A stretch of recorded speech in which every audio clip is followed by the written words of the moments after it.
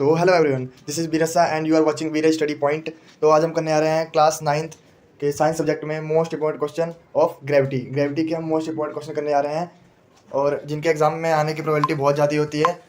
अगर आपने ये वीडियो अच्छी तरह देख ली तो आप एग्जाम में इस चैप्टर से आने वाले सभी क्वेश्चन का आंसर इजीली दे पाओगे और अच्छे मार्क्स गेट कर पाओगे। तो बिना टाइम वेस्ट करते हुए हम बढ़ते हैं अपनी वीडियो की तरफ।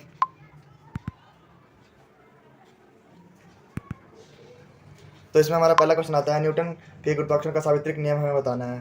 ठीक है, तो इसका आंसर है न्यूटन के गुरुत्वाकर्षण के नियम के अनुसार दो पिंडों के बीच गुरुत्वाकर्षण बल उनके द्रव्यमानों के गुणनफल का अनुक्रमानुपाती होता है। यानी कि जो गुरुत्वाकर्षण बल है ना, बल को हम फोर्स कहते हैं इसमें, तो जो एफ है फोर्स जो है वो अनुक्रमानुपाती होता है, यानी ये है अनुक्रमानुपाती का साइन।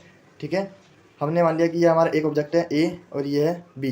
ठीक है, और इनके द्रव्यमान है m1 और इसका m2। ठीक है, तो क्या बोल रहा है कि दो पिंडों के बीच गुरुत्वाकर्षण बल उनके द्रव्यमान के गुणनफल का अनुक्रमानुपाती होता है। यानी कि जो f है वो अनुक्रमानुपाती होगा दोनों के द्रव्यमान के गुणनफल के, यानी कि m1 इंटू m2 के। ये दोनों का द्रव्यमान है और इसके गुणनफल यानी कि गुना कर देना है हमें। तो हमारी ये एक इक्वेशन बन गई। ठीक है, और सेकंड क्या कहता है, उनके बीच की दूरी के वर्ग के व्युत्क्रमानुपाती होता है। यानी कि जो फोर्स है ये व्युत्क्रमानुपाती होगा, वो इसकी जो दूरी हमने डी मान ली है तो ये हो जाएगा 1/d के। ठीक है, इसका हम अगर सेकंड इक्वेशन मांगते हैं और फ्रॉम इक्वेशन फर्स्ट और सेकंड करें तो हमें ये आंसर गेट मिलेगा। ठीक है, तो इस आंसर को याद रखना। तो हम बढ़ते हैं, इस तरीके से आपको पेपर में लिखना है तो इस क्वेश्चन में आप फुल मार्क्स गेट कर पाओगे। तो अब हम बढ़ते हैं अपने नेक्स्ट क्वेश्चन की तरफ। नेक्स्ट क्वेश्चन में कहता है, पृथ्वी की सतह पर किसी वस्तु के बीच गुरुत्वाकर्षण बल का परिणाम ज्ञात करने का सूत्र हमें लिखना है। ठीक है, तो हम मान लेते हैं कि जो m1 है ये है ऑब्जेक्ट। ठीक है, ये कोई वस्तु रखी हुई है पृथ्वी की सतह पर और ये पृथ्वी की सतह क्या है, m है, कैपिटल M है पृथ्वी की सतह, और ये जो r है ये पृथ्वी का रेडियस है। ठीक है, यानी कि दूरी है। तो अभी जो ऊपर मैंने फॉर्मूला लिखा था ये उसी से रिलेटेड है। ठीक है, तो फॉर्मूला क्या था, f फर्स्ट इक्वेशन में क्या था, f अनुक्रमानुपाती होगा m1 इंटू m2 के, है ना। यानी कि अब इसमें ऑब्जेक्ट क्या है, m1 है। ठीक है, और दोनों का द्रव्यमान है और ये m2 पृथ्वी की सतह है। तो फर्स्ट इक्वेशन ये बन गया हमारा। ठीक है, और सेकंड में क्या होगा, f अनुक्रमानुपाती होगा 1/, वहाँ पर क्या था d², और यहाँ पर दूरी क्या है, रेडियस है ना, तो यहाँ पर 1/r का स्क्वायर हो जाएगा। ये हमारी सेकंड इक्वेशन हो जाएगी। और फ्रॉम इक्वेशन फर्स्ट और सेकंड से करेंगे तो हमें ये आंसर मिलेगा। ठीक है, अब अगर हमें अनुक्रमानुपाती का साइन हटाना होता है तो एक स्थिरांक डालना होता है, जहाँ पर g क्या है, एक स्थिरांक है और g की वैल्यू ये होती है। तो ये है हमारा आंसर, ये हमारा आंसर बन गया। ठीक है, तो अगर एक नंबर में आता है तो डायरेक्ट आप ये लिख देना, और अगर 2 नंबर में आएगा तो आपको ऐसे एक्सप्लेन करना पड़ेगा।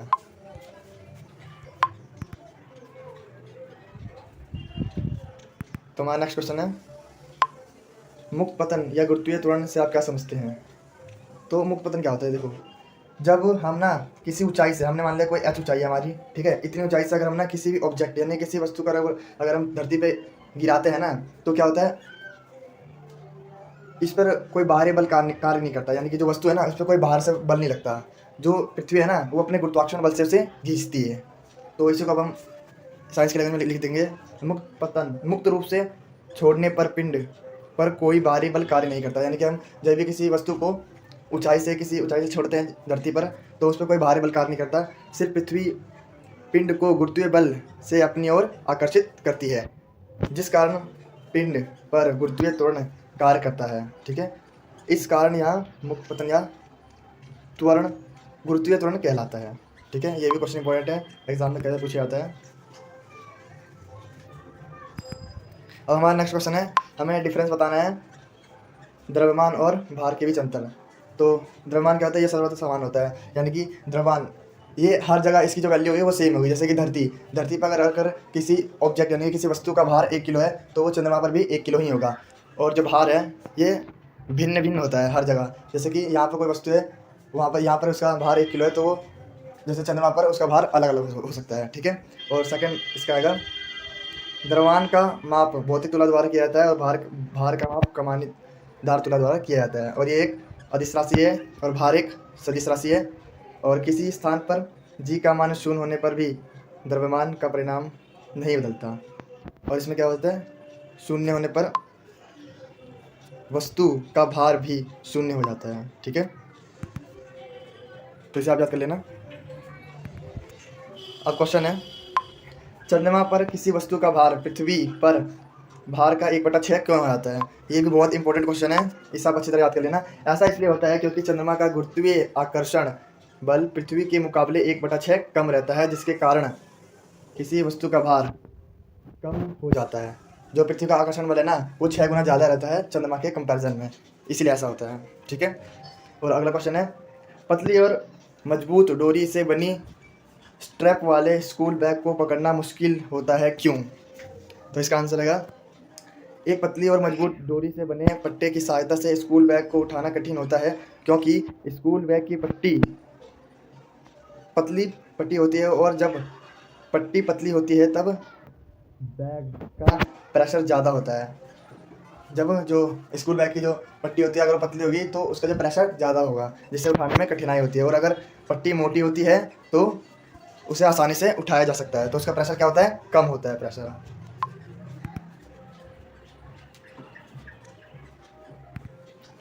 नेक्स्ट क्वेश्चन है, पानी की सतह पर रखने पर कोई भी वस्तु तैरती या डूबती क्यों है? तो इसका आंसर है, पानी की सतह पर रखने पर कोई वस्तु तैरती या डूबती है, वो क्यों डूबती है? इसके घनत्व के अंतर के कारण। यानी कि जो घनत्व है वो निर्भर करता है कि वस्तु डूबेगी या तैरेगी। यदि पानी की सतह पर रखी वस्तु का घनत्व पानी के घनत्व से कम होता है तो वस्तु तैरती है। ठीक है। और यदि पानी की सतह पर रखी वस्तु का घनत्व पानी से अधिक है तो वो डूब जाएगी।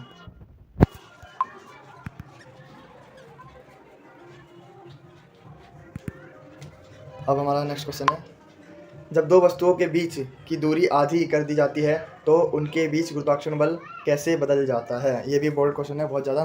तो हमने मान लिया m1 एक ऑब्जेक्ट है और m2 दूसरा है, ये उनके द्रव्यमान है। ठीक है। तो हमने ऊपर फॉर्मूला पढ़ा था ये वाला, स्थिरांक वाला, F इक्वल टू होता है g m1 into m2 upon में d स्क्वायर। ठीक है। जो हमने इक्वेशन फर्स्ट और सेकंड से ऊपर हमने पढ़ा था। ठीक है। तो अब क्या कह रहा है ये कि उसकी जो दूरी है ना, दूरी डिस्टेंस को आधा कर दिया, यानी कि जो दूरी है इसको हमने आधा कर दिया, यानी कि d/2 हो जाएगा। तो हमारा हो जाएगा ऊपर तो सेम रहेगा और d/2 का होल स्क्वायर बन जाएगा यहाँ पे।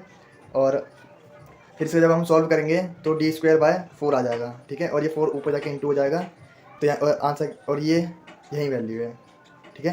तो यानी कि फोर्स हमारा क्या बढ़ जाएगा? 4 गुना ज़्यादा हो जाएगा, है ना, क्योंकि 4 इंटू में है।